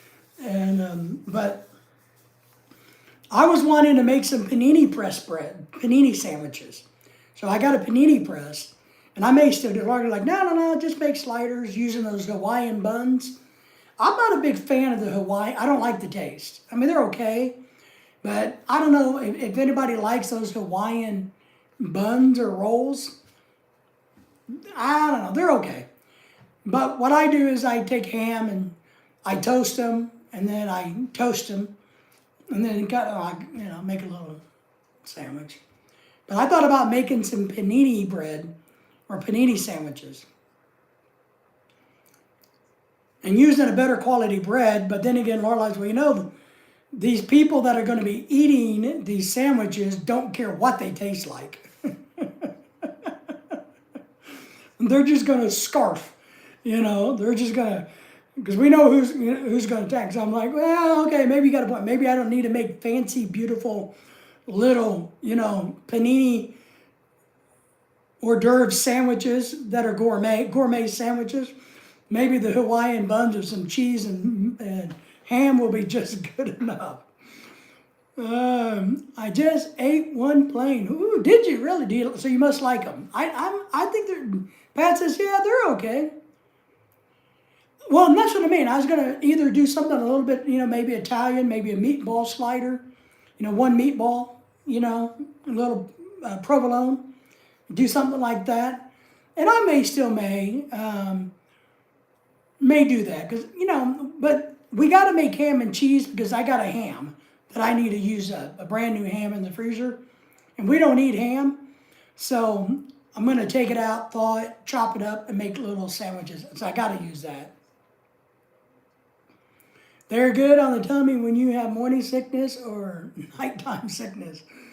You got me, Jamie. The Italian sliders also. Yeah, Italian sliders are good. I like, to be honest, and I told Lorelai we could do this, but I thought about just doing barbecue sliders. Just getting some pulled pork like at Sam's, a big tub of it, and doing the exact same thing as the ham and cheese, but just putting a little barbecue on it with a little drizzle of barbecue sauce, toast it, and boom. And then the other thing I thought, because I like tuna salad and chicken salad, so you can get a big container of chicken salad, which I actually really like chicken salad, and you could just make little toasted sliders out of chicken salad. So that would be quick. One thing, because she's going to have to take a few days off before the party to get everything ready. So I'm just trying to figure out how to, not wear us out when it comes to time. Yes, I'm Italian, haven't had a slider in years, but BBQ sliders, don't they? Yeah, and that's easy to do. It's just as easy as the ham. It might be easier than ham sliders. So I might do a pack, one tray of barbecue and one tray, because we're doing barbecue ribs too. We're doing ribs. We're going to be cooking, 5 or 6 racks of ribs. 6 racks of ribs. I mean, that's a lot to cook. Along with a large thing of biscotti, pancit. There'll be, lumpia. I got some steamed buns. We're going to make some steamed rolls, have some extra bread. I can't remember everything. There's a lot of food that's going to be happening. Ken says, thank you. I am off to do my live stream. See you next time. All right, Ken. Appreciate you coming in. Thanks for listening. Hope I didn't scare everybody away with my lecture today on proper etiquette for the internet world. So I just thought it was a good time to give a shout out to everybody trying to be better than what we are. So never hurts to try to do better in my world. And of course, there'll be a lot of rice. I do have some. I need to figure out what to do with. I have some sweetened condensed milk ubi flavor. I need to Google something to do with sweetened condensed milk, and I need to make a dish out of sweetened condensed ubi flavored milk. It was a good live stream. Thank you for that, Ken. Appreciate that. Yeah, Ken, I'll try to stop in a little bit later. I'll get off of here at my regular time myself. So I'll be off of here at 9. And I don't like to go more than... I'm kind of a weird... I can only do 2 hours, 3 hours max, and I'm done. Now the parties are different because I just let the camera run. But when I have to do a live stream like this, I usually try to keep it only to 2 hours. And then, because that's just kind of what works for me from a health standpoint. But yes, so I don't know. I need to make a dish out of sweetened condensed milk that's ubi flavored. So I need to do some Googling. And you could pair something with it, like maybe pineapple or something else, but I got to figure out something to do with sweetened condensed milk. I can make a home-baked cheesecake. I don't know. I got to figure something out. Because I got 2 cans of it, and I don't want it to go to waste, is what my deal is. I need to work on that a little bit. But we will have a lot of food, of course. I'm sure we'll probably have some chicken. Oh, we got chicken. We're going to have fish. I know that. I don't know who's cooking it or how we're cooking it, but we're going to have fish. I know that. And we're going to have crab rangoon, of course. I like making homemade ones, but we bought them at Sam's in bulk. So we're going to have some crab rangoon. We're going to have we got some really good dumplings, beef and vegetable dumplings that are really, really good.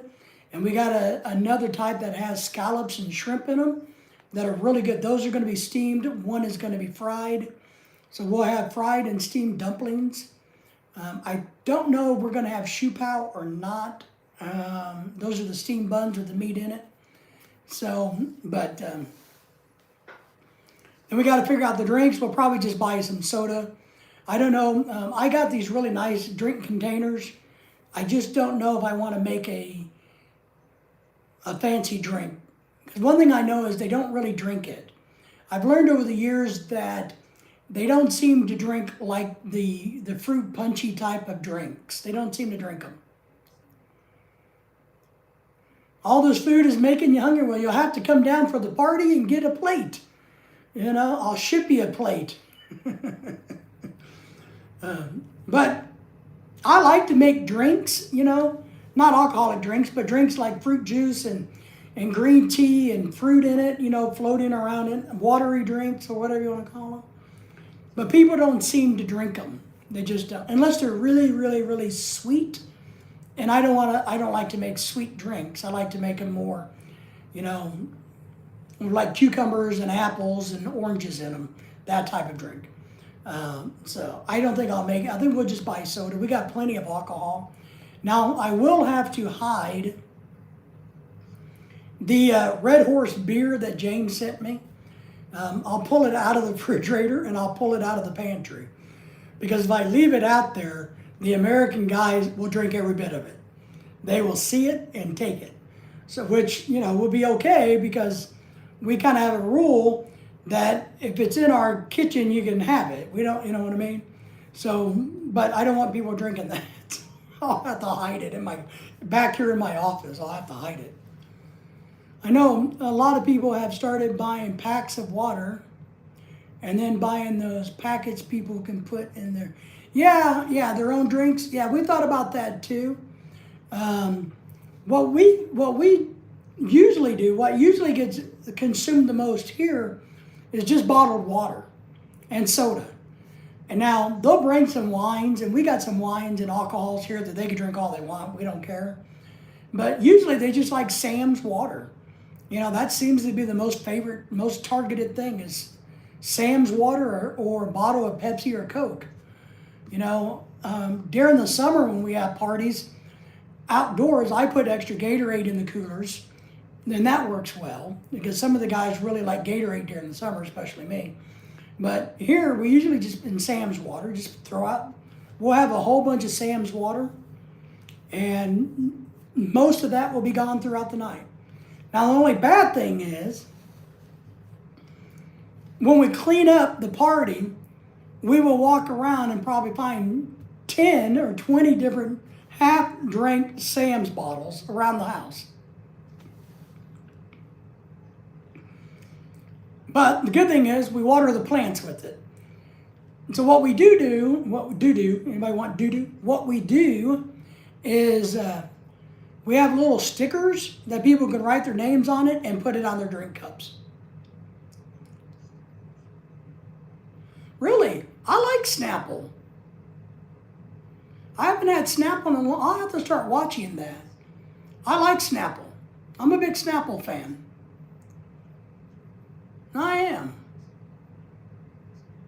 So but yeah, this, for her party, we'll probably just buy some Coke and Pepsi, maybe some Sprite, and Sam's water, and that'll make Walmart Sam's water, not water from Sam's Club. The water that comes, we don't like Sam's Club water. We like Sam's water from Walmart. So, but that's what we're gonna do.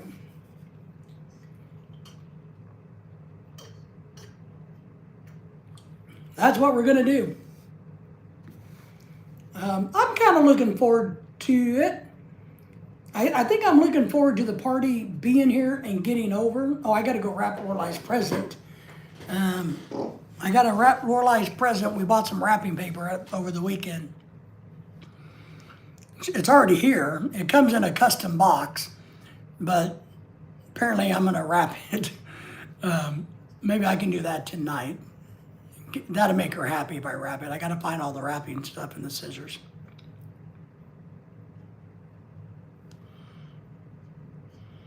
No, I don't remember when they had sparkling water.